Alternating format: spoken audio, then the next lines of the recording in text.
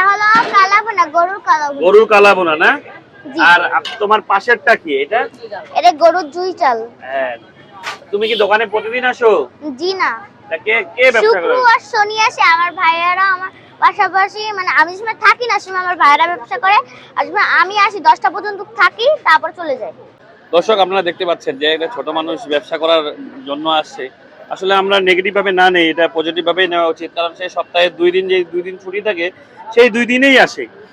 শুক্র শনিবার আসে, এই ঘুরতে আসে। যেরকম তার বড় ভাই আছে পাশে, তার বড় ভাই এই ব্যবসাটা চালায় মেনত।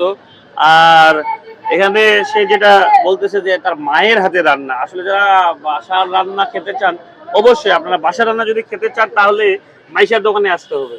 একেবারে বাসার রান্না। কি মাইশা 100% বাসার রান্না তো? জি। মানুষজন কিছু বকাবকি করবে না?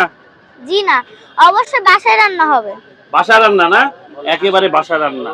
এখানে বেশি আইটেম না, 6-7টা আইটেম আছে, খুব দুর্দান্ত। আমি খেয়েছি, যে দারুণ লাগছে আমার। আসলে বাসার স্বাদ আছে।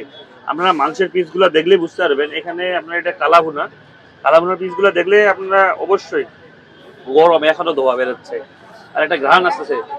আর গ্রেভিটা দুর্দান্ত গ্রেভি, আর তেল মোটামুটি, তেল বেশি না। যখন তারা বলতেছে যে পানি ছাড়া যে রান্নাটা হয়, গরুর মাংসতে বেশি পানি দিলে যে মাংসটা স্বাদটা চলে যায়, পানি ছাড়াই যে রান্নাটা, এটা সিস্টেম বলা হয়। আর এটা হচ্ছে হাঁসের কালাভুনা, হাঁসের কালাভুনা। আর পাশে হচ্ছে এটা হচ্ছে গরুর চুই।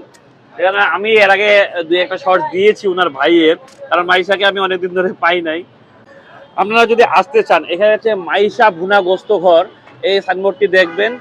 আর মিরপুর 2 নম্বর জাতীয় ক্রিকেট স্টেডিয়াম 4 নম্বর গেটের মাঝামাঝি, এটা মাঝামাঝি বলা হয়। হাসান মামার পাশেই দোকান। আপনারা হাসান মামা যদি যাইতে চান, এখানে একবার টেস্ট করতে পারেন অবশ্যই। আর মাইশা যেহেতু নতুন দোকানদার, তার জন্য শুভকামনা থাকবে। আর অবশ্যই তার জন্য দোয়া করবেন, সেই জন্য বিজনেস ম্যাগনেট হতে পারে।